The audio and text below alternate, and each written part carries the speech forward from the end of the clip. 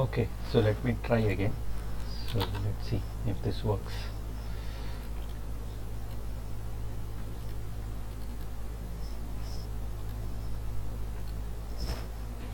I think I've already opened it. Okay, so this is a recording of principal component analysis. So let's get started. So principal component analysis is a very popular machine learning, unsupervised machine learning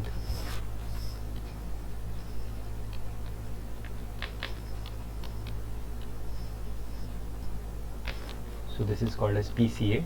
So it's unsupervised machine learning algorithm, and it is heavily based on linear algebra. So we need some background. So first thing that we would like to do is, suppose if we are given a basis B, which is u1 to un, a basis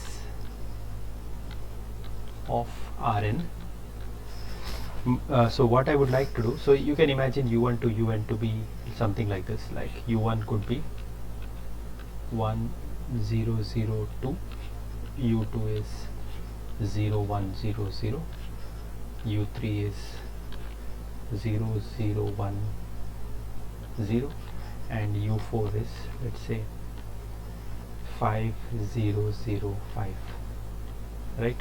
So this is linearly independent, and what you would like to do is you have to come up with, for a given vector, say x is 10 5 2 13, I would like to represent this vector x in terms of some alpha I ui, I going from 1 to n. So here n is 4 in the previous just example that I wrote above.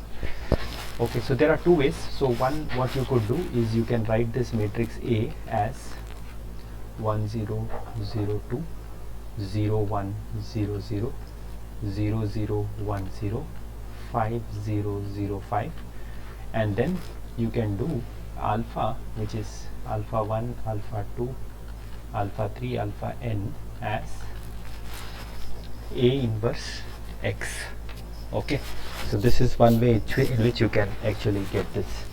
Okay, this we had seen earlier, but I would like to show another way which is having some interesting implications of doing this way. So that way is, we will take inner product of x with respect to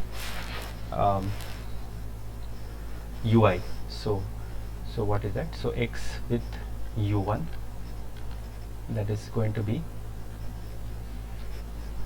summation alpha I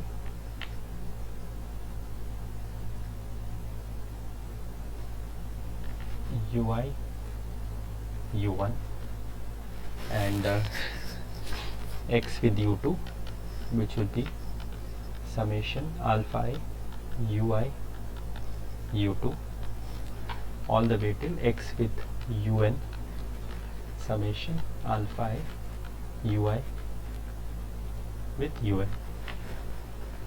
So this method has some advantages. So let us see in this method how I can find alpha.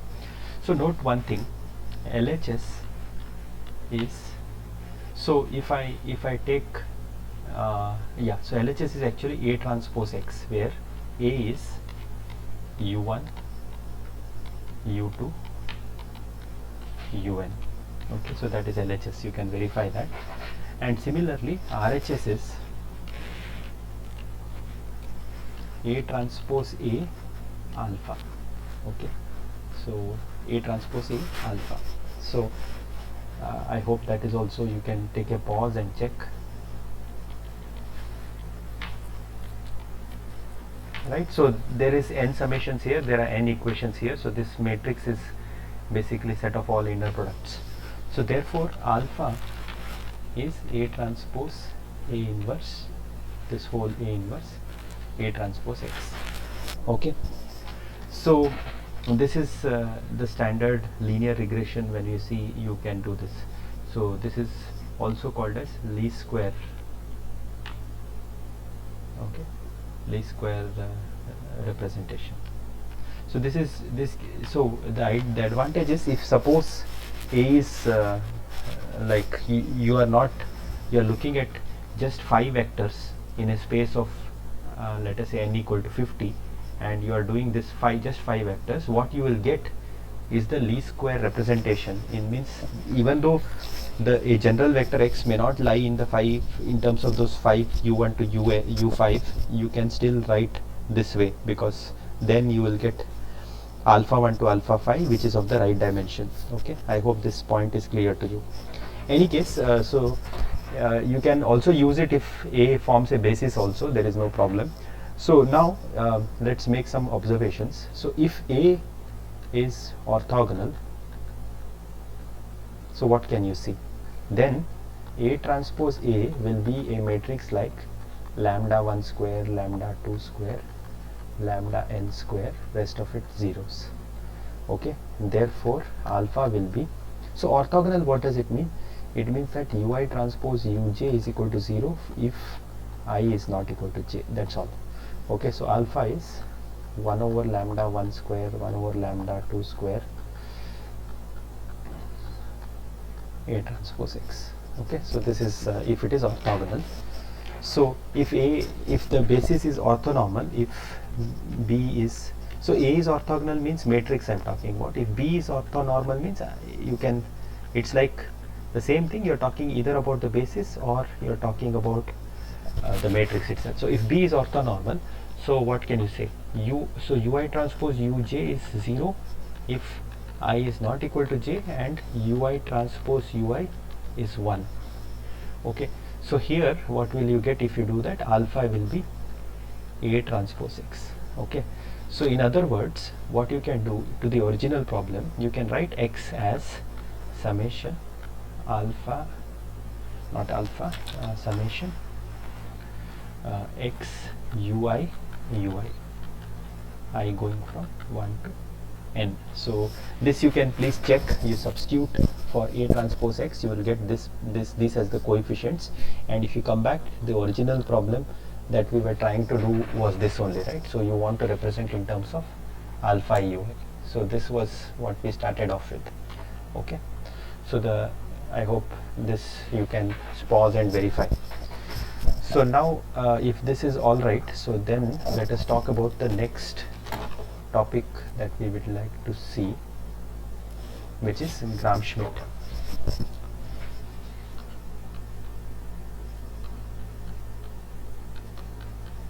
So this procedure, Gram-Schmidt, is to, so it takes input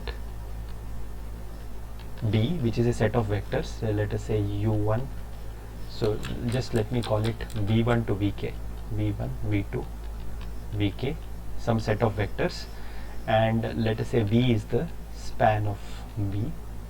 What I want output, we want, so this is linearly independent. Okay, so all these vectors are linearly independent, that is the input. So what I want is b bar, which is u1 to uk, such that the original v here is also the span of b bar, and further this vector b bar, this set of vectors b bar is orthonormal. So let us see how one can go about constructing this. So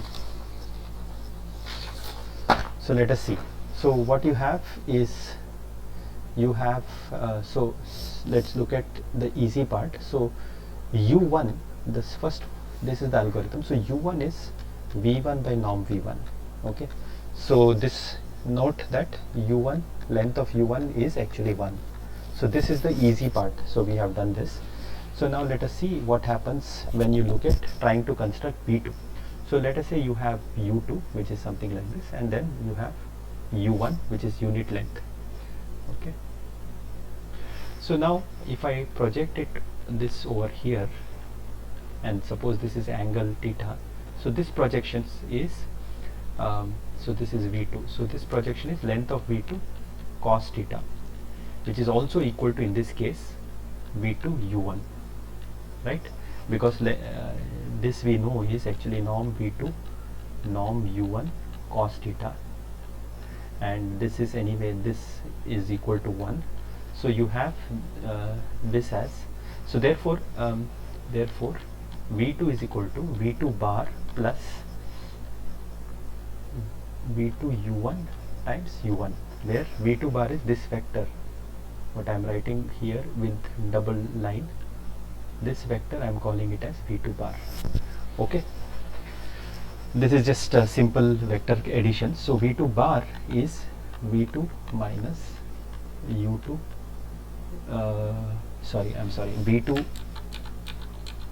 v2 u1 u1. Okay, so now just one can observe that this vector v2 bar is orthogonal to u1. So we can verify that by taking inner product with u1.